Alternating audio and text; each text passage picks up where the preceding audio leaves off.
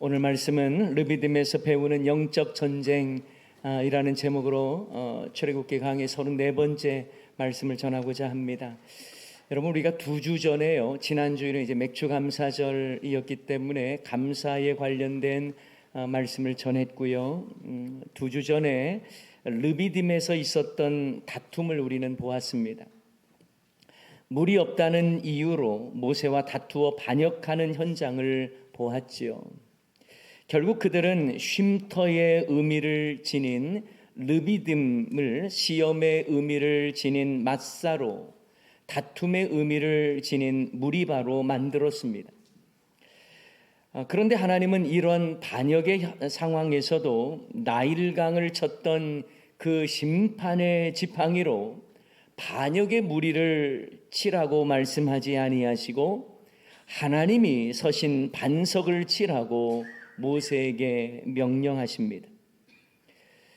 그리고 이것은 너희들의 죄악을 대신해서 하나님이 심판을 대신 받으시겠다라고 하는 의미로 이 복음의 내용과 연결되어 있다라는 말씀을 이미 드렸습니다. 자, 그리고 오늘 본문의 시작은 이렇게 시작합니다. 그때에.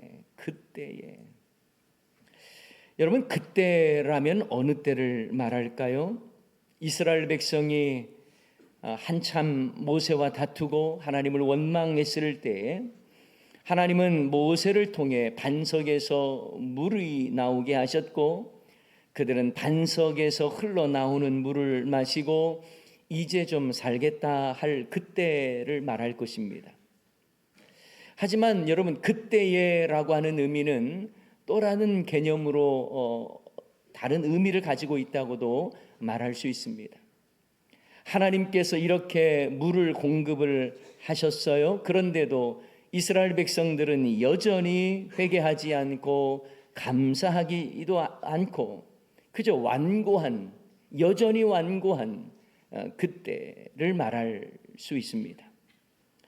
자, 왜냐하면 오늘 본문 바로 그 앞구절 7절 말씀에 보면 출애굽기 17장 7절 말씀에 보면 이렇게 되어 있습니다. 그가 그곳 이름을 마사 또는 무리바라 불렀으니 이는 이스라엘 자손이 다투었으며 또는 그들이 여호와를 시험하여 이르기를 여호와께서 우리 중에 계신가 안 계신가 하였음이더라. 여러분, 그 상황 속에서 그들의 믿음의 간증이 나온 것이 아니고 감사가 나온 것이 아니고 여전히 그들 가운데에는 시험이 있고 불평이 있더라는 것입니다. 다시 말하면 쉼터의 의미를 지닌 르비딤을 하나님을 시험하는 장소, 모세와 다투는 장소로 만들었는데도 하나님은 반석에서 물을 공급하셨던 그때이면서 동시에 여전히 그들은 여호와를 신뢰하지 않는, 여전히 불평하고 또 하나님을 전적으로 또 감사 영광 돌리지 않는 바로 그때를 또 의미한다고 말할 수 있습니다. 여러분, 모세 입장에서 한번 생각을 해보면요, 그때 느끼는 감정이 어떠할까요? 반석을 쳐서 물이 나왔습니다. 그리고 그 물로 그들은 목마름을 해결했습니다. 그런데 그때에 하나님께 영광 올려드리고 찬양을 올려드리는 그런 모습으로 이어지는 것이 아닌 거예요. 모세는 아마 많이 지쳤을 것 같습니다. 출애굽을 위해서 애쓰고 힘썼더니 과거의 모습들을 볼 때에 물이 없다고 원망하고 음식 없다고 불평하고 원망하는 것을 넘어서 물 문제를 가지고 반역까지 도모하는 그들의 모습에 얼마나 큰 상처를 받았겠습니까? 게다가 앞에서 보았듯이 이스라엘 백성들이 모세에게 돌을 들어 치려고 하는 분위기 속에서 모세가 하나님 앞에 부르짖었잖아요. 얼마나 두려웠겠습니까? 아마 모세의 마음엔 엄청난 상처가 신비에 새겨졌을 것이고 자기 민족을 향한 배신감도 가졌을 것입니다. 모든 것을 내려놓고 싶고 너무 화가 나는 바로 그때에 아말렉이 쳐들어온 거예요. 르비딤에서 아말렉과의 이 싸움은요, 출애굽한 이후에 첫 번째 맞이하는 전쟁입니다. 이스라엘 백성들의 입장에서는 얼마나 두려웠겠습니까? 전쟁 훈련을 받아본 적도 없어요. 제대로 된 무기를 소지한 것도 아닙니다. 그러니 아말렉의 공격 앞에 그들은 얼마나 두려웠고 속수무책이었겠습니까? 여러분, 특별히 아말렉 사람들은요, 출애굽한 이스라엘 백성들 중에 피곤해서 지쳐서 뒤처지는 자들을 주로 공격을 했습니다. 마치 사나운 맹수들이 뒤처지고 약한 어린 짐승을 골라서 공격해서 잡아먹는 것처럼 아말렉의 전술은 그러했습니다. 그들의 공격 방식이 얼마나 비열했으면 하나님은 훗날 아말렉 족속의 이름을 천하의 기억도 못하게 만들겠다, 다 도말하겠다라고 말씀하셔요. 그 내용이 신명기 25장 17절부터 19절 말씀에 나오는데요, 제가 한번 읽어드릴게요. 너희는 애굽에서 나오는 길에 아말렉이 내게 행한 일을 기억하라. 곧 그들이 너를 길에서 만나 내가 피곤할 때에 내 뒤에 떨어진 약한 자들을 쳤고 하나님을 두려워하지 아니하였느니라. 그러므로 내 하나님 여호와께서 내게 기업으로 주어 차지하게 하시는 땅에서 내 하나님 여호와께서 사방에 있는 모든 적군으로부터 내게 안식을 주실 때에 너는 천하에서 아말렉에 대한 기억을 지워버리라. 너는 잊지 말지니라. 하나님께서요, 그 악한 아말렉 족속을 멸하시겠다라고 하는 그 의지를 말씀하고 있는 것입니다. 그런데 여러분, 아말렉의 족보를 여러분 아세요? 아말렉의 족보를 거슬러 올라가면요, 에서의 손자가 아말렉입니다. 창세기 36장 12절 말씀에 보면 에서의 아들 엘리바스의 첩 딥나는 아말렉을 엘리바스에게 낳았으니 이들은 에서의 아내 아다의 자손이며, 이렇게 나와 있어요. 에서의 손자 아말렉은 이후에 유목민족을 이루며 살았습니다. 그들은 주로 이집트와 가나안 경계 지역을 활동하면서 약탈을 일삼았던 자들이었습니다. 그들은 마치 도적대처럼 약한 무리들을 쳐서 약탈을 하고 또 치고 빠지고 또다시 약한 곳을 공격하는 그런 전술을 사용했습니다. 그러니 여러분, 이스라엘 백성들이 긴 행렬을 가지고 출애굽을 하고 있는 그 입장에서 본다면 얼마나 힘들겠어요. 방어하기가 얼마나 어렵겠습니까? 여러분, 사무엘상 30장 말씀에 보면 다윗이요, 사울 왕에게 쫓기다가 블레셋 지역까지 도망치거든요. 그래서 블레셋 가드 지역에서 약 한 1년 4개월 정도를 삽니다.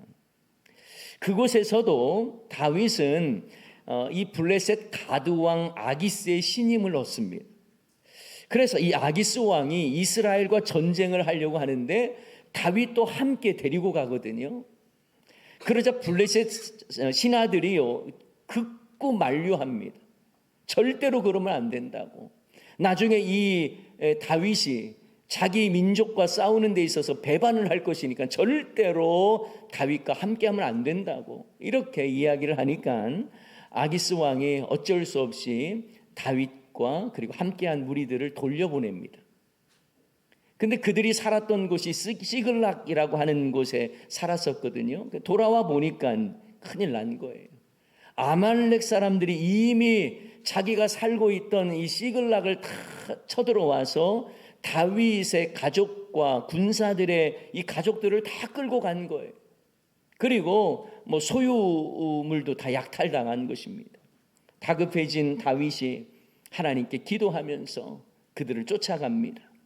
그리고 아말렉을 뒤쫓아가서 그들에게 약탈당했던 모든 소유물과 가족들을 다 이제 도로 찾아오는 내용이 나와요. 이 아말렉의 공격은 이런 형태였습니다. 누가 없는 사이에, 누가 약한 상황에 공격을 해서 약탈해 오는 그런 시기였어요. 그래서 하나님은 아말렉을요 진멸하라는 말씀을 많이 하십니다. 그리고 하나님은 결국 아말렉을 역사의 기억 속에서 사라지게 하세요. 여러분 사무엘상 15장에 보면 하나님은요 사울 왕에게 아말렉과의 전쟁에서 모든 걸 완전히 진멸하라고 말씀합니다. 모든 짐승까지도 다 진멸하라고 말씀하십니다. 그런데 사울 왕은 어떻게 했습니까? 하나님의 명령을 어기지요. 그래서 아각 왕과 어떤 높은 사람들을 다 지금 살려주는 거예요. 그리고 양과 소의 가장 좋은 것 남겨두었습니다. 결국 사울 왕의 이러한 불순종으로요 하나님은 사울을 버리십니다.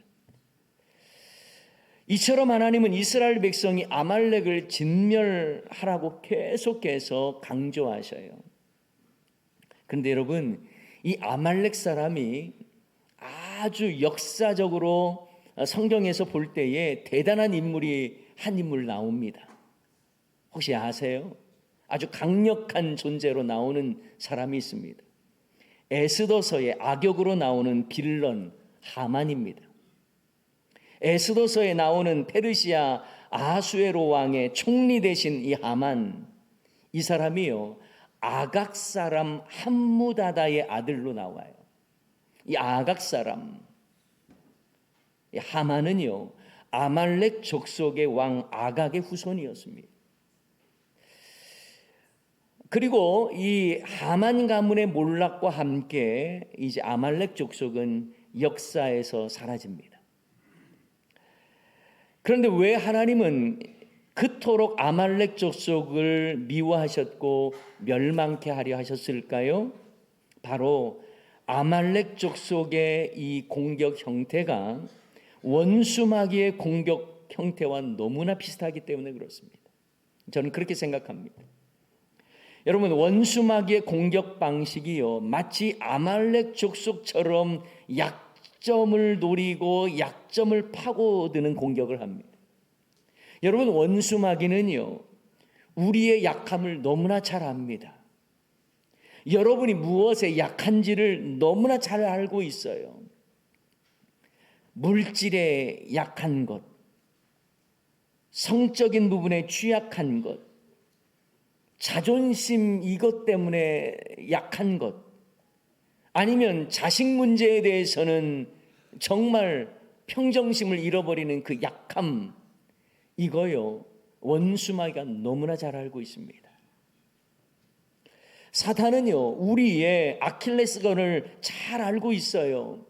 여러분의 발작 버튼도 잘 알고 있습니다. 그래서 그 부분을 마귀는요 종종 건드립니다. 원수마귀는 우리를 넘어뜨리기 위해서 우리 약점을 얼마나 집요하게 공격하고 넘어뜨리게 하는지 몰라요. 아말렉 족속의 공격과 약탈 방식이 바로 그러했습니다. 이처럼 원수마귀의 모습과 너무나 비슷한 그 결과 하나님의 심판으로 아말렉은 역사 속에서 사라집니다. 이때 모세는 이제 아말렉과의 전쟁을 선포하면서 여호수아에게 사람들을 선택해서 전투에 나가라고 말을 합니다.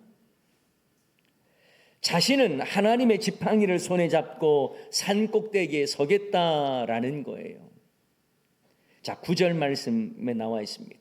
모세가 여호수아에게 이르되 우리를 위하여 사람들을 택하여 나가서 아말렉과 싸우라. 내일 내가 하나님의 지팡이를 손에 잡고 산 꼭대기에 서리라. 여러분 왜 모세가 산 꼭대기에 서겠다고 말하는 걸까요? 너희들은 전쟁해라. 나는 산 꼭대기에 도망가겠다. 그런 내용 아니잖아요. 왜 그랬을까요? 다들 볼 수 있는 산 꼭대기에 서서 하나님의 지팡이를 손에 잡고 기도하겠다는 거예요. 여러분 이 말씀은요. 그동안 이스라엘 백성들이 문제만 생기면 원망했고 불평했던 그들을 향해서 하나님께서 너희에게 승리를 줄 때에 너희의 기도를 통해서 주시겠다고 하는 것을 보여주시기 위함입니다.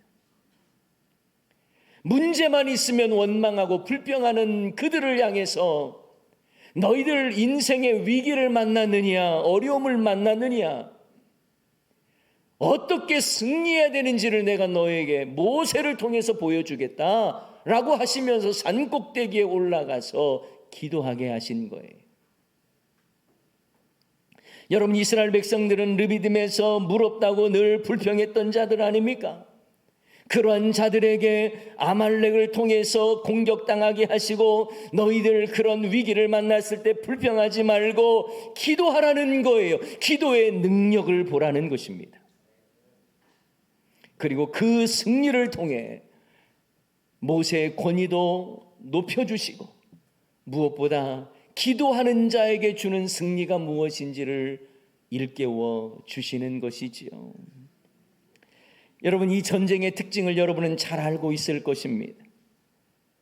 여러분, 이 승리는 여호수아가 선별한 이 군사들과 함께 열심히 싸워서 이기는 전쟁이 아니었어요. 그들이 열심히 전략을 세우고 싸우면 이기고 힘이 지치면 지는 싸움이 아니었습니다.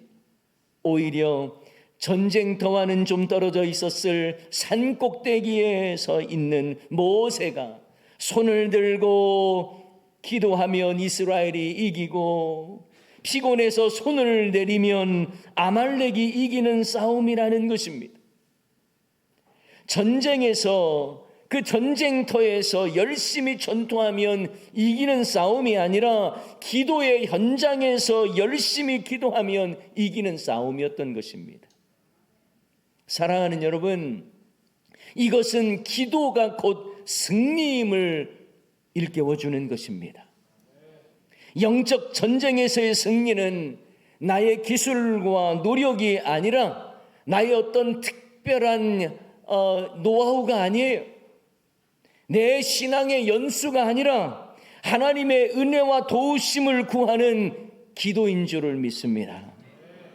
영적 전투에 있어서 필수 과목은 기도예요. 스코틀랜드의 메리 여왕, 아주 악랄한 그 여왕이 있었습니다.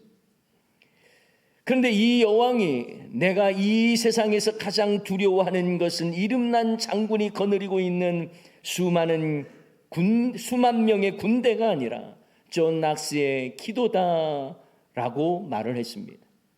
종교개혁자 중에 한 사람인 존 낙스는 강력한 기도의 사람이었습니다. 그의 기도는 목숨을 건 기도였습니다. 주여, 스코틀랜드를 주옵소서. 그렇지 않으면 종이 죽겠나이다. 목숨을 건 기도. 그런데 여러분, 이 말씀을 통해서 우리에게 주는 이 결단의 메시지는 그 위기의 상황, 영적 전쟁에 있어서 과연 우리는 무엇을 하고 있느냐라는 것입니다. 하나님을 찾고 있습니까? 하나님의 도우심을 구하고 있습니까? 인생의 문제와 그 위기 앞에서 원망과 불평으로 얼룩진 인생을 살고 있습니까? 아니면 하나님을 향하여 기도하고 계십니까? 어떤 분들은 이 말씀에 참 은혜를 받긴 받는데 오해하는 분들이 좀 있어요. 기도할 때는 팔을 들고 기도해야 능력이 나타나는구나. 아닙니다. 손을 안 들고 기도해도 응답 받습니다. 어떤 사람은 두 사람이 옆에서 붙들고 기도해야 응답 받나 보다. 꼭 그렇지 않습니다. 어떤 목사님이 이 본문 말씀의 은혜를 정말 많이 받아서 똑같은 형태로 기도회를 인도했대요.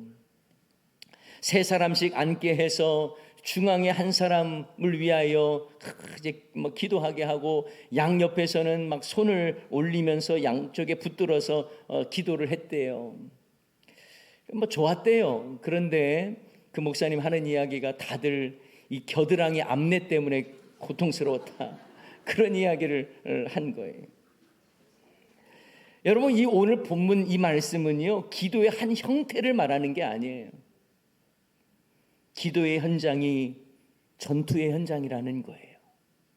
영적 전쟁에 있어서 기도가 우선해야 된다는 걸 말씀하고 있는 것입니다. 위기의 상황에서 삶의 현장에 그에서 우리가 최선을 다하는 것 중요합니다. 그러나 기도의 현장이 있느냐라는 거예요. 문제만 있고 기도가 없는 인생처럼 불행한 인생이 없습니다. 문제만 있어서 불평하고 원망하고 낙심하기는 하는데 기도가 없는 거예요. 오늘 말씀은 우리에게 영적 전쟁의 승리는 바로 하나님을 향하여 기도하는 데 있다는 것을 말씀해 주는 것입니다. 또한 동시에 모세라는 인물의 한계성을 우리에게 말해주고 있습니다. 많은 사람들이 볼 때 모세가 손을 들어 기도하면 이기니까 모세의 손에 주목할 수 있을지 몰라도 그게 아니라는 것입니다. 모세는 지칠 수밖에 없고 피곤할 수밖에 없는 인생이라는 걸 보여주는 거예요. 그래서 서로 기도의 동력자가 필요하다는 것도 우리에게 일깨워 주는 것입니다. 모세를 주목하지 말라는 거예요. 모세도 지치고 쓰러질 수밖에 없는 인생이라는 거예요. 승리는 모세에게서부터 나오는 것이 아니라는 것입니다. 하나님으로부터 나오는 것입니다. 그러므로 기도할 때에 모세에게 맡기는 것이 아니라 양옆에 돕는 기도의 동력자들이 필요하다는 것을 또 일깨워 주는 것이죠. 여러분, 이미 앞에서 말씀드렸던 것처럼 모세는 자신을 향해 다투고 반역하던 백성들에게 이미 상처를 받았습니다. 내가 이런 백성들을 위해 지금까지 헌신했던가? 모든 것을 포기하고 싶을 그때에 이 아말렉이 쳐들어온 거예요. 그리고 하나님은 모세에게 기도를 말씀하시는 겁니다. 실망을 주고 상처를 주는 그들을 위해서라도 기도를 쉬지 말라는 겁니다. 기도를 멈추지 말아야 한다는 거예요.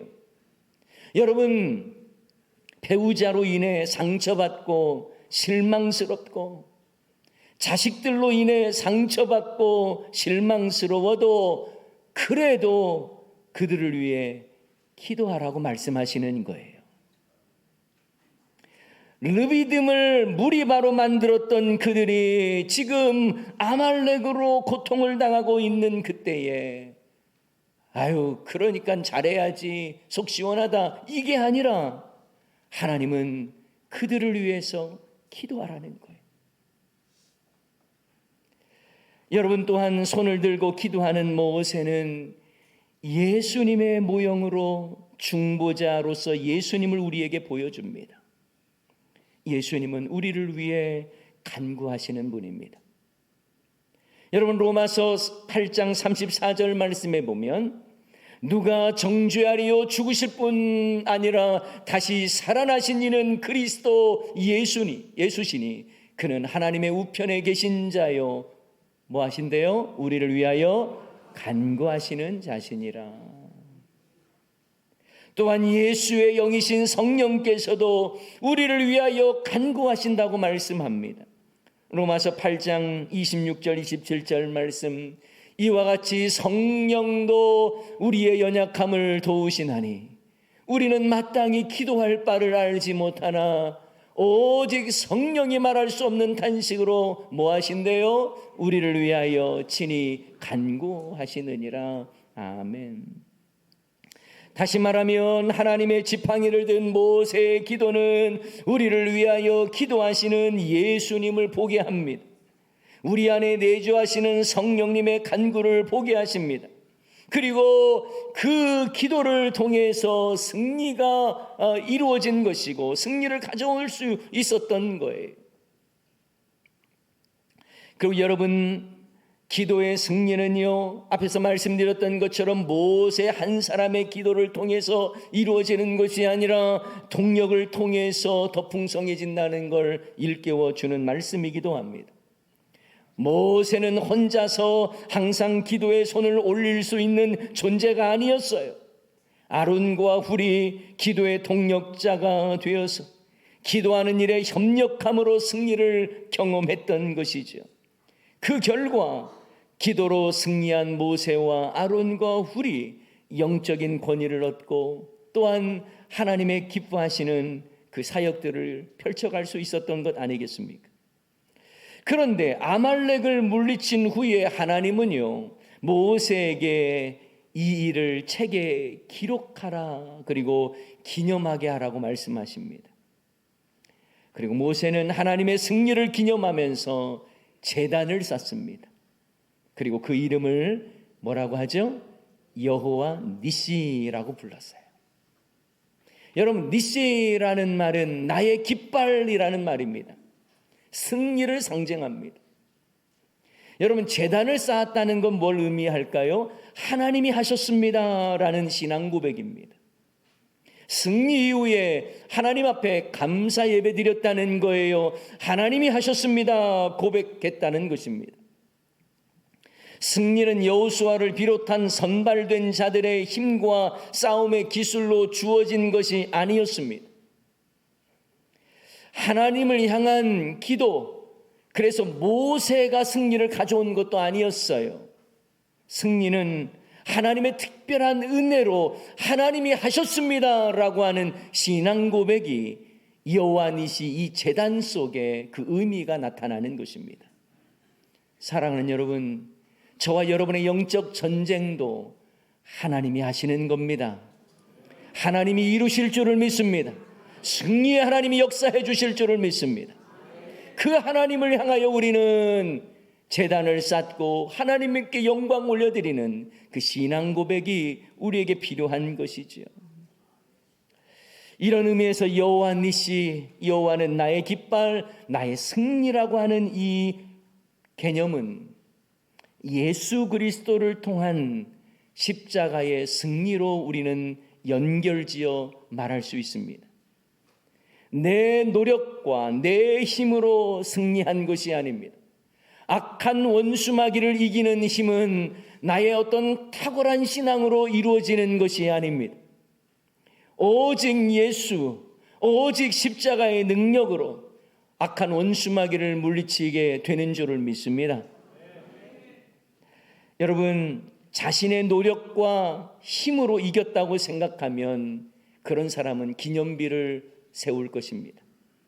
그러나 하나님이 하셨음을 고백하는 사람은 제단을 쌓는 것입니다. 여러분, 사무엘상 15장에 보면 사울 왕이 아말렉을 이렇게 무찌르고 난 이후에 뭘 한 줄 아세요? 사울이 갈멜에 이르러 자기를 위하여 기념비를 세웠대요. 자기를 위해서 기념비를 세웠대요. 이 말은 내가 잘해서 승리했다라는 교만이에요. 여러분, 모세가 아말렉과의 전쟁을 마치고 제단을 쌓았습니다. 그리고 여호와 니시라고 불렀습니다.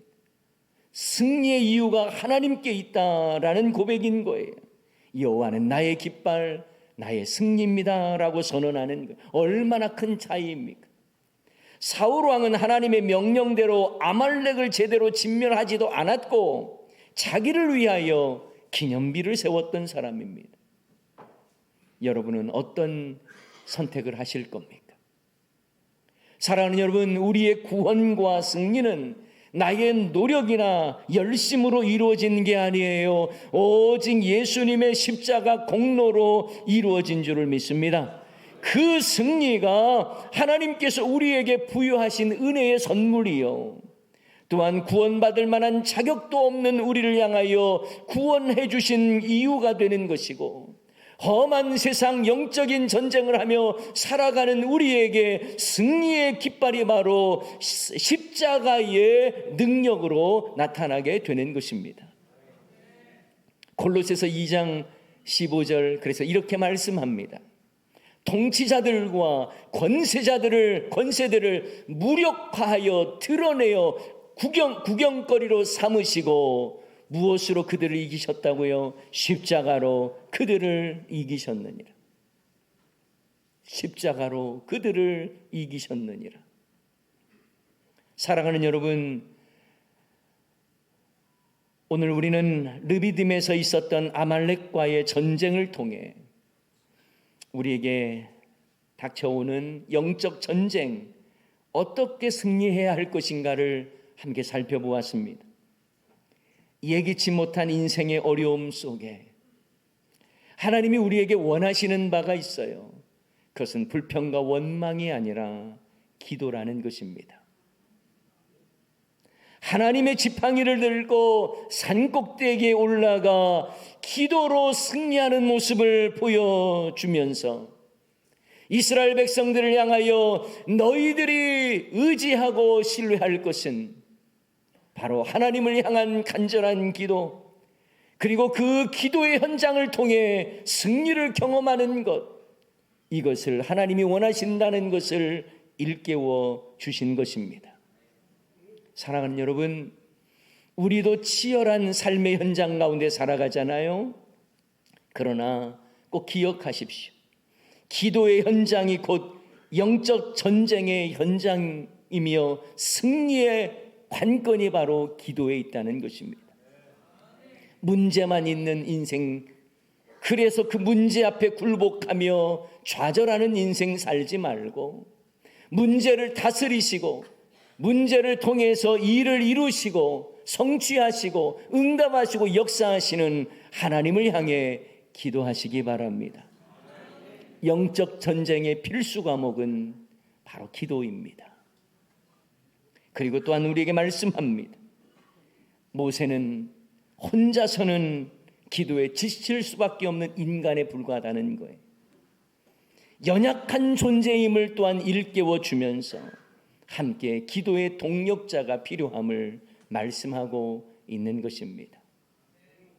그리고 승리 이후엔 승리의 제단을 쌓고 여호와 니시를 부르게 하신 것은 모세가 승리의 주인공은 나다라고 외치는 것이 아니라 하나님께서 승리케 하셨다라고 하는 여호와 니시 제단을 쌓았다라는 것이죠.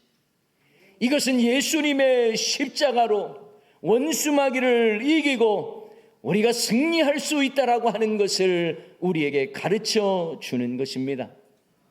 사랑하는 여러분, 우리도 예수 십자가의 은혜와 능력으로 승리해야 할 줄을 믿습니다.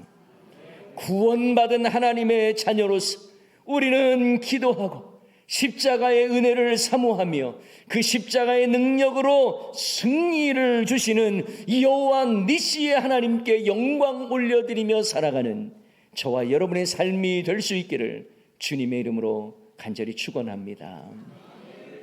오늘 말씀 기억하면서 찬양하기를 원합니다. 예수의 이름으로 나는 일어서리라. 어떤 상황 속에서도 나는 예수의 이름으로 일어서리라.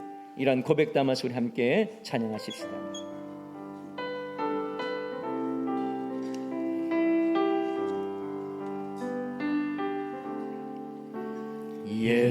예수의 이름으로 나는 일어서리라. 주가 주신 능력으로 나는 일어서리라. 원수가 나 향해 와도 쓰러지지 않으리. 주가 주신 능력으로 주가 주신 능력으로